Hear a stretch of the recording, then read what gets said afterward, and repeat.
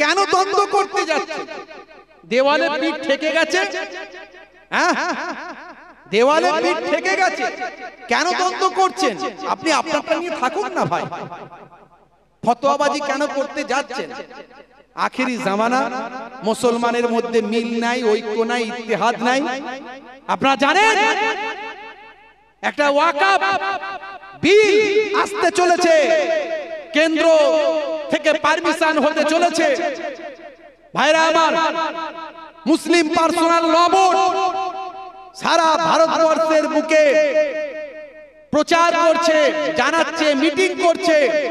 গত কয়েকদিন আগে কলকাতাতেও মিটিং করেছেন মুসলিম পার্সোনাল ল বোর্ড। তাদের সদস্যরা সারা ভারতবর্ষ থেকে এসে তারা বলছেন এই যে ওয়াকফ সম্পত্তি, এই সম্পত্তি কাদের? ওয়াকফের সম্পত্তি হলো আমাদের বাপ চোদ্দ পুরুষ, আমাদের দাদু পরদাদু তাদের রেখে যাওয়া সম্পদ। আপনার আমার ঘরের গরিব ছেলেগুলো যাতে ওয়াকফের স্কলারশিপে পড়াশোনা করে মাথা উঁচু করে দাঁড়াতে পারে। আমরা সংখ্যালঘু সম্প্রদায়, এডুকেশন থেকে অনেক পিছিয়ে, শিক্ষা থেকে অনেক পিছিয়ে। আলহামদুলিল্লাহ আগের থেকে অনেক এস্টাবলিশ করেছি, আমরা আগের থেকে অনেক এগিয়ে এসেছি। এই এগিয়ে নিয়ে আসার জন্যই ওয়াকফের সম্পত্তিটা রাখা হয়েছে। আমাদের পূর্বপুরুষরা, আমাদের ঘরের সন্তানরা যাতে মাথা উঁচু করে দাঁড়াতে পারে, তাদের টেনে তোলার কেউ যদি নাও থাকে, তারা ওয়াকফের সম্পত্তিতে পড়াশোনা করবে, এডুকেশন লাভ করবে, মাথা উঁচু করে দাঁড়াবে, এই জন্য তারা রেখে গেছে।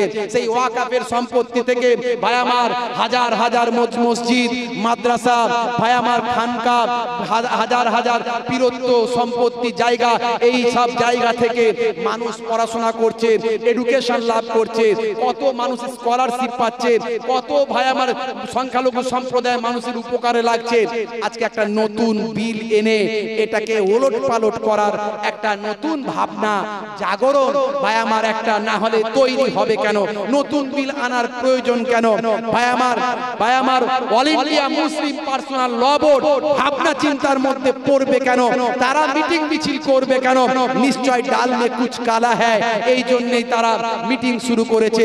আজকে সেই ওয়াকফের বিল যদি চলে আসে, হতে পারে আজকে আমরা যেভাবে ওয়াকফের সুযোগ সুবিধাগুলো আমাদের বাপ চোদ্দ পুরুষের রেখে যাওয়া, সেখান থেকে কিছু কেমন হলেও তো আমাদের ঘরের সন্তানেরা পায়। সেটা আগামী দিন কি হবে এটা ভাবনার বিষয়। অনেক মসজিদ, মাদ্রাসা, অনেক কিছু আছে, অনেক প্রতিষ্ঠান আছে, অনেক বায়ামা এডুকেশন আছে, অনেক শিক্ষা প্রতিষ্ঠান আছে, সেগুলো সব কি অবস্থা হবে এই চিন্তায় মানুষ অস্থির। আর তুমি এখানে দেওবন্দি, তবলিগ, ফুরফুরা, বেরলভি, আহলে হাদিস, লামাযহাবি, মাথায় কোন টুপি পরবো, জুব্বা কেমন পরবো, মাথায় খালি মাথায় নামাজ পড়বো না মাথায় টুপি দিয়ে নামাজ পড়বো, এই ঈদুল মিলাদুন নবী চলবে না চলবে না, ঈদের দিনে খুশি করব না করব না, তারাবি 8 রাকাত করব না 20 রাকাত করব, এ বলছে অত দরকারই নাই, নামাজও পড়বো না, তারাবিও পড়বো না, জুব্বাও গায়ে দেব না, টুপিও গায়ে দেব না। তোরা মারামারি মিটলে, ঝগড়া মিটলে বলিস, তখন যেটা বলবি সেটা করব। যা, কথা ঠিক না ভুল? এত দ্বন্দ্ব করলে সমাজের শিক্ষিত ছেলেগুলো বলবে তোদের দ্বন্দ্ব মিটলে তারপরে বলিস। এতে ইসলামের উপকার হবে না ক্ষতি হবে? আখেরি জামানা, তুমি তোমারটা নিয়ে থাকো, তোমারটা বোঝাও, অন্যেরটাকে খারাপ বলো না। আমি আমারটা নিয়ে বলি, আমারটা বোঝাই, আমার ঘরটাকে ঠিক রাখি, তোমার সঙ্গে আমার কোনো দ্বন্দ্ব নাই, কিন্তু মৌলিক বিষয়ে আমরা সবাই এক। কথা ঠিক না ভুল? ইসলামের উপর যখন আঘাত আসবে আমরা সবাই এক, দেশের উপরে যখন আঘাত আসবে আমরা সবাই এক, আমার সমাজের উপর যখন আঘাত আসবে আমরা সবাই এক। কথা ঠিক না ভুল? এই টেন্ডেন্সি আমাদের থাকবে। আখেরি জামানা, ঈমান বাঁচানো বড্ড দায়, বুঝতে পারছেন? বলে নবীর আলোচনা, নবীর মিলাদ চলবে না, নবীর মিলাদ চলবে না, জন্মের কথা চলবে না। হায় রে হায়, কোরআন মাজিদে আল্লাহ নবীর জন্মের কথা বলেছে। সূরা বাকারা খুলুন। সূরার নাম হলো সূরা ভাই আমার বাকারা, আয়াত নাম্বার হলো 129। এই 129 নাম্বার আয়াতে ইব্রাহিম নবী আজ থেকে কিছু কম বেশি প্রায় 5000 বছর আগে আল্লাহর দরবারে দোয়া চাইলেন, হে আমার আল্লাহ, হে আমার মাবুদ, আমি ইব্রাহিম নবী আপনার কাছে দোয়া চাই, রব্বানা ওয়াবাস ফীহিম রাসূলাম মিনহুম ইয়াতলু আলাইহিম আয়াতিকা ওয়া ইউআল্লিমুহুমুল কিতাবা ওয়াল হিকমা ওয়া ইউযাক্কিহিম।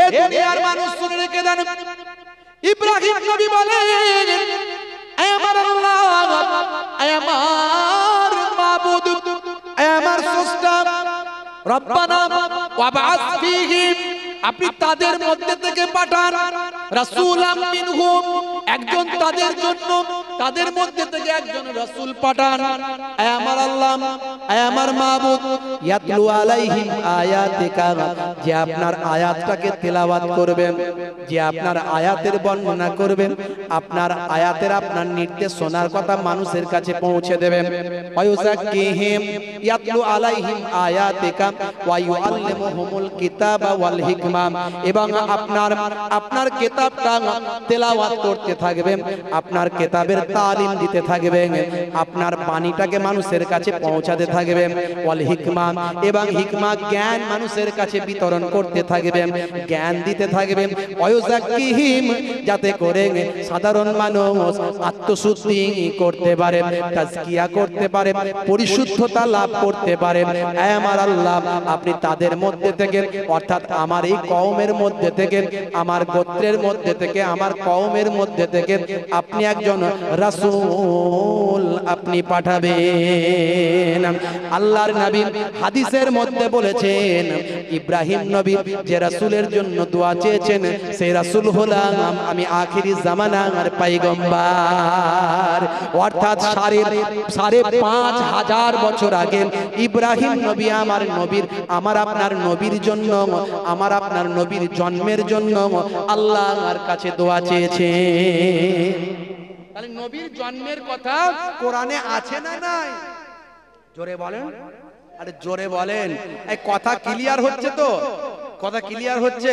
আচ্ছা, আমি কারো বিরুদ্ধে বলছি মনে হচ্ছে? কারো নাম ধরে বলেছি?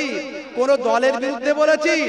আমি দলের বিরুদ্ধে বলি না, কারণ আমি সব দলকে ঐক্যবদ্ধ করার পক্ষে, বিরুদ্ধে করার পক্ষে নয় তো। তুমি তোমারটা নিয়ে থাকো, আমি আমারটা নিয়ে থাকি। তোমার আকীদা, তোমার বিশ্বাস তোমার কাছে, আমার বিশ্বাস আমার কাছে, কিন্তু দ্বন্দ্ব করো না। তুমিও ভাই কলেমা পড়েছো, আমিও পড়েছি। তুমিও কাবাকে কিবলা বলো, আমিও বলি। তুমিও আল্লাহকে আল্লাহ বলে মানো, আমিও মানি। তুমিও আখিরি জামানার পয়গম্বরকে নবী বলে মানো, আমিও মানি। হয়তো তোমার মানার মধ্যে আমার মানার মধ্যে একটু তফাৎ আছে। তুমি কতটা মানো তুমি জানো, আমি কতটা মানি আমি জানি। কথা ঠিক না ভুল? রাগ করছেন না তো? কষ্ট হচ্ছে না তোমার কথায়? হে তরুণ যুবকেরা, যদি বলেন আর কোন উদাহরণ আছে নাকি কোরআন মাজিদে, আরো কোথাও নবীর জন্মের কথা আছে নাকি? আরো আছে, তাহলে আর একটা বলি। আরো খুঁজলে অনেক পাওয়া যাবে, বেশি আলোচনায় যাব না। হে তরুণ যুবকেরা, হে আমার বন্ধুরা, হে আমার মুরব্বিয়ানেরা, শুনে রেখে দিন বাবা, জেনে রেখে দিন বাবা। হে মুসলমান, একটুখানি লক্ষ্য করুন, হে মুসলমান একটুখানি খেয়াল করুন। সূরার নাম হলো সূরা সাফ, আয়াত নাম্বার হলো 6। এই 6 নাম্বার আয়াতে হে তরুণ যুবকেরা, হে আমার মুরব্বিয়ানেরা, শুনে রেখে দিন বাবা, আমার আল্লাহ তাআলা কোরআন মাজিদে জানিয়ে দিলেন, সূরা সাফের মধ্যে, সূরা সাফ 6 নাম্বার আয়াতে আমার আল্লাহ বলছেন, হে দুনিয়ার মানুষ শোনো, আজ থেকে 2000 বছর আগে হযরতে ঈসা রূহুল্লাহ এসেছিলেন। হযরতে ঈসা রূহুল্লাহ আজ থেকে 2000 বছর আগে এসেছিলেন। আমরা যাকে ঈসা বলি, ওরা বলে যিশু। আমরা যাকে ঈসা বলি, ওরা বলে যিশু। আমরা যাকে মুসা বলি, ওরা বলে মোজেস। আমরা যাকে দাউদ বলি, ওরা বলে ডেভিড। আমরা যাকে আদম বলি, ওরা বলে অ্যাডাম। আমরা যাকে ইব্রাহিম বলি, ওরা বলে আব্রাহাম। আমরা যাকে দাউদ বলি, আমরা যাকে সুলাইমান বলি, ওরা বলে সুলেমান। হে তরুণ যুবকেরা, আসল আল্লাহর দ্বীনটা কিন্তু ওদের মধ্যে থেকেও এসেছিল, কিন্তু ওরা বিকৃত করেছে। ভাইরা আমার আল্লাহর লেটেস্ট ভার্সন আল্লাহ কোরআন মাজিদ দিয়েছেন, এবং শেষ পয়গম্বর দিয়ে সমস্ত আগের সমস্ত কিছু যা হুকুম ছিল বাতিল করেছেন। আমার আল্লাহ জানিয়ে দিয়েছেন তোমাদেরকে সকলে আখিরি জামানার পয়গম্বরের কথা মেনে চলতে হবে, আর সেই আখিরি জামানার পয়গম্বরের কাছে আসা আল কোরআন মেনে চলতে হবে। কিন্তু ইহুদিরা, নাসারারা, তারা তাদের পূর্বের কিতাব ধরে রেখেছেন। সেই পূর্বের কিতাবে যা ছিল সব আল্লাহ কোরআন মাজিদেও দিয়ে দিয়েছে, কিন্তু পূর্বের কিতাবে তারা বিকৃত করে ফেলেছে পয়সার জন্য, সম্মানের জন্য। তখনকার মৌলবীরা, তখনকার পণ্ডিতেরা বিকৃত করেছে, পাল্টে ফেলেছে, কিছু ঢুকিয়েছে, গোজামিল দিয়েছে, কিন্তু সেটা কোরআন মাজিদে সম্ভব হয়নি। তাই আমার আল্লাহ আগের সমস্ত কিতাবগুলোকে ক্যান্সেল করে আমার আল্লাহ জানালেন যা ছিল সব আমি আল্লাহ কোরআন মাজিদে দিয়ে দিলাম, আর কোরআন মাজিদকে কাল কিয়ামত পর্যন্ত অক্ষত রাখবো। তার কারণ হলো কোরআন মাজিদকে মুখস্থ করার অনুমতি দিলাম। যদি আগুন লেগে ধ্বংস হয়ে যায়, ধ্বংস হয়ে যায় পৃথিবীর সব বইয়ের দোকান, তবু বিশ্ব থেকে হারাবে না পবিত্র কোরআন। জোরে হবে না, জোরে হবে না। করবে কেমন করে কোরআন ধ্বংস আগুনের তেজ, করবে কেমন করে কোরআন ধ্বংস আগুনের তেজ। আছে বিশ্বে ভরা অগণিত কোরআনে হাফেজ, তারা ছাপি আসমানি গ্রন্থ, তারা ছাপি আসমানি গ্রন্থ, বাঁচাবে ইসলামের সম্মান, তবু বিশ্ব থেকে হারাবে না পবিত্র কোরআন।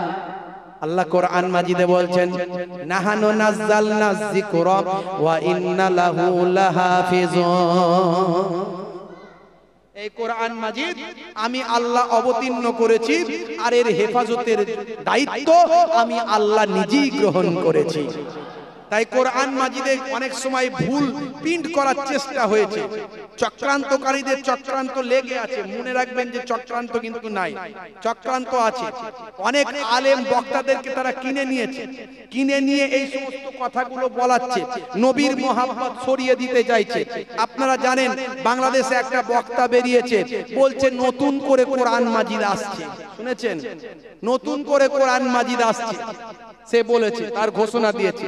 একটা বক্তা বেরিয়েছে আমাদের ইন্ডিয়াতে আছে, সে বলছে, তার নিজের নাম দিয়ে বলছে, আমি পৃথিবীর মধ্যে সবচেয়ে বড় একটা তাফসীর লিখছি আমার নিজের নাম দিয়ে, যে তাফসীরের মধ্যে সব থাকবে, যেটার কোনো ভুলই নাই, যেটার কোনো গন্ডগোলই নাই, সবের মধ্যে ভুল পাওয়া গেল, এর মধ্যে পাওয়া যাবে না।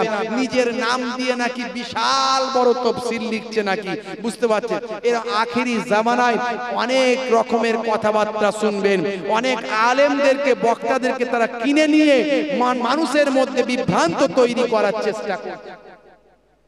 ভাইরা আমার, আমরা ফুরফুরা শরীফ মুজাদ্দিদুজ জামানকে ভালোবাসি, যদি তাকে মনে করি, ভাই আমার, তিনি একজন যুগ শ্রেষ্ঠ ফকিহ, শুধু আলেম নয়, একজন যেমন আলেম তেমন একজন, ভাই আমার, একজন ফকিহ, একজন তাসাউফপন্থী মানুষ, একজন জামানার যুগ সংস্কারক, একজন মুজাদ্দিদ। মুজাদ্দিদ মানে হলো যুগ সংস্কারক। তিনি একজন পৃথিবী বিখ্যাত একজন পণ্ডিত ছিলেন, ভাই আমার, যার কাছে গিয়ে মুরিদ হয়েছিলেন তৎকালীন যুগের শ্রেষ্ঠ আলেম, শ্রেষ্ঠ সন্তান, এ বাংলার খ্যাতনামা আলেম, বসিরহাটের গর্ব, 24 পরগনার গর্ব, বসিরহাট আল্লামা হুজুর পর্যন্ত তার হাতে হাত দিয়ে, ভাই আমার, তার বায়াত হয়ে মুরিদ শিষ্যত্ব গ্রহণ করেছিলেন। বুঝতে পারছেন? তাহলে আমাদের এত ভাবনা চিন্তার দরকার নাই। আমাদের এত ভাবনা চিন্তার দরকার নাই।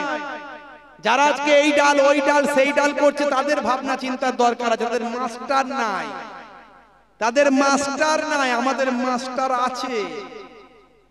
হ্যাঁ, গরুটাকে বাঘ ধরতে গিয়ে গরুটা মেরেছে লাফ, একদম শুকানো একটা পুকুর ছিল, মানে পাঁক আছে, কাদা আছে, পানি শুকিয়ে গেছে, মেরেছে গরুটা প্রাণ বাঁচানোর জন্য কাদার মাঝখানে লাফ, গরুটাও এতটা গেড়ে গেছে। বাঘটা উল্টো দিক থেকে মারতে গিয়ে ঠিক তার কাছাকাছি ভেবেছিল ওকে এক গালে ধরবো আর বেরিয়ে যাবো, ঠিক কাছাকাছি একদম একটুখানি আগে অন্য দিক থেকে মেরেছে, ভাই আমার এসে তার কাছাকাছি পড়েছে কিন্তু যেতে পারছে না, সেও এতটা গেড়ে গেছে। বুঝতে পারছেন, বাঘও খেঁচাখেচি করছে, গরু শান্ত মেজাজে আছে, বাঘ খেঁচাখেচি করছে, গরুটা হাসছে, বলছে শোন পাগল, তুই লাফালাফি করছিস আমাকে খেতে পারবি না, কারণ যে জায়গায় পড়েছিস আর উঠতে পারবি না, আর আমিও উঠতে পারবো না, কিন্তু তুই এখানে পড়ে মরে শেষ হয়ে যাবি, আমি কিন্তু মরবো না। বলে কেন? বলে আমার একটা মাস্টার আছে, আমার একটা মনিব আছে, সন্ধ্যাবেলা ঠিক আমাকে খুঁজে বের করে নিয়ে যাবে, তোকে কেউ নিয়ে যাবে না। আমাদের একটা মাস্টার দাদা হুজুর আছে রে পাগল, এরা বোঝে না, ঠিক আমাদের ভুলটা ধরিয়ে দেবে, এই পথে চলো আল্লাহর জান্নাত পাবে, এই পথটায় হাঁটো আল্লাহর জান্নাত পাবে। আর তুমি তো কোনো মাস্টার তো ধরুনি, তোমার তো কোনো মাস্টার নাই, তোমাকে রাস্তা দেখানোর কেউ নাই, নিজের মন অনুযায়ী রাস্তায় চলছো, আজ এটা কালোটা, চলো অসুবিধা নাই, চলো কোনো অসুবিধা নাই।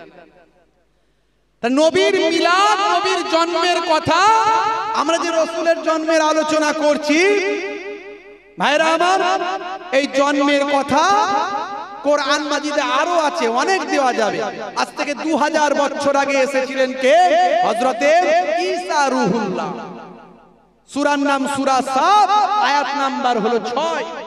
6 নাম্বার আয়াতে কি হয়েছে? মুসা কালিমুল্লাহর কথাটা আল্লাহ কোরআন মাজিদে তুলে ধরেছেন, জোরে বলেন সুবহানাল্লাহ। হে তরুণ যুবকেরা, হে আমার বন্ধুরা, শুনে রেখে দিন বাবা, জেনে রেখে দেন, হে মুসলমান একটু লক্ষ্য করুন, একটুখানি খেয়াল করুন বাবা ভাইরা আমার, তরুণ যুবকেরা আমার, হযরতে মুসা কালিমুল্লাহ তার ভক্ত শিষ্য মুরিদিন মুহিব্বিন, তার জাতি তার কওমকে তিনি বলছেন অমুবাসসিরাম বিরাসূলিন, আমি একজন, হে তরুণ যুবকেরা, হযরতে মুসা কালিমুল্লাহ একজন রাসূলের সুসংবাদ তার কওমকে তিনি দিলেন, একজন রাসূলের সুসংবাদ দিলেন, একজন নবীর সুসংবাদ দিলেন, ওয়া মুবাসসিরাম বিরাসূলিন, একজন রাসূলের সুসংবাদ দিলেন, দিয়ে কি বললেন? হে আমার কওম, হে আমার জাতি, হে আমার সম্প্রদায়, শুনে রেখে দাও, আমি ঈসা রূহুল্লাহ, আমি ঈসা রূহুল্লাহ কি বলছি শোনো, আমি তোমাদের মাঝখানে একজন রাসূলের সুসংবাদ দিলাম, একজন রাসূলের সুসংবাদ খুশখবরি তোমাদের মাঝখানে দিলাম, আর দিয়ে বলছি শোনো, ইয়াতি মিন বাদি ইসমুহু আহমদ, আমার পরে একজন নবী আসবেন যার নাম হবে আহমদ, জোরে হবে না? তাহলে কোরআনে আমার নবী আসবেন, তার জন্ম হবে, ঈসা রূহুল্লাহ 2000 বছর আগে তার কওমকে বলেছে, সেটা কোরআনে নবীর জন্মের কথা আছে না? না, জোরে হবে না? আর এক শ্রেণীর মানুষ বলছে খুঁজে পায় না, তারা বলছে খুঁজে পায় না, নবীর জন্ম মিলাদ চলবে না, নবীর মিলাদ চলবে না, আখেরি জামানা। 12 রবিউল আউয়ালে রহমত ওয়ালা নবী এলো রে, জোরে হবে না? জোরে হবে না? 12 রবিউল আউয়ালে রহমত ওয়ালা নবী এলো রে, সাফাতের তাজ পরে জামিনে বরকত ওয়ালা নবী এলো রে, 12 রবিউল আউয়ালে রহমত ওয়ালা নবী এলো রে, সাফাতের তাজ পরে জামিনে বরকত ওয়ালা নবী এলো রে, এলো রে ভাই, এলো রে, এলো রে ভাই, এলো রে, কাউসার কাউসার ওয়ালা নবী এলো রে। জোরে হবে না, আরে জোরে হবে না। ওই কুরাইশ বংশের ভিতরে মা আমিনার রেহেমে এলে তুমি নূর জেলে আব্দুল্লাহর ওই বাগানে। আর জোরে হবে না। ওই কুরাইশ বংশের ভিতরে মা আমিনার রেহেমে এলে তুমি নূর জেলে আব্দুল্লাহর ওই বাগানে। ওই বাগানের ফুলকলি, ওই বাগানের ফুলকলি ফুটলো সারা ভুবনে। 12ই রবিউল আউয়ালে রহমত ওয়ালা নবী এলো রে। সাফাতের তাজ পরে জামিনে বরকত ওয়ালা নবী এলো রে। এলো রে ভাই এলো রে, এলো রে ভাই এলো রে, কাউসার কাউসার ওয়ালা নবী এলো রে। আরে জোরে হবে না, আরে জোরে হবে না। ওই রাত বলে ও গো প্রভু দাও না আমার মাঝেতে। দিন বলে ও গো প্রভু দাও না আমার বুকেতে। ওই রাত বলে ও গো প্রভু দাও না আমার মাঝেতে। দিন বলে ও গো প্রভু দাও না আমার বুকেতে। এলেন নবী সুবে সাদেকে দিন ও রাতের মাঝেতে। এলেন নবী সুবে সাদেকে 12ই রবিউল আউয়ালে রহমত ওয়ালা নবী এলো রে। সাফাতের তাজ পরে জামিনে কাউসার ওয়ালা নবী এলো রে। এলো রে ভাই এলো রে, এলো রে ভাই এলো রে, বরকত ওয়ালা নবী এলো রে। জোরে হবে না, আর জোরে হবে না। ওই আকাশ বাতাস চন্দ্র তারা খুশিতে তারা মেতেছে। আসমানের হুর ফারিস তারা দেখার তরে উকি মেরেছে। আর জোরে হবে না। ওই আকাশ বাতাস চন্দ্র তারা খুশিতে তারা মেতেছে। আসমানের হুর ফারিস তারা দেখার তরে উকি মেরেছে। দাদু মুতালিব খুশি হয়ে, দাদু মুতালিব খুশি হয়ে মক্কাবাসীর দাওয়াত করেছে। 12ই রবিউল আউয়ালে রহমত ওয়ালা নবী এলো রে। সাফাতের তাজ পরে জামিনে বরকত ওয়ালা নবী এলো রে। এলো রে ভাই এলো রে, এলো রে ভাই এলো রে, কাউসার কাউসার ওয়ালা নবী এলো রে। আর জোরে হবে না, আর জোরে হবে না, আর জোরে হবে না।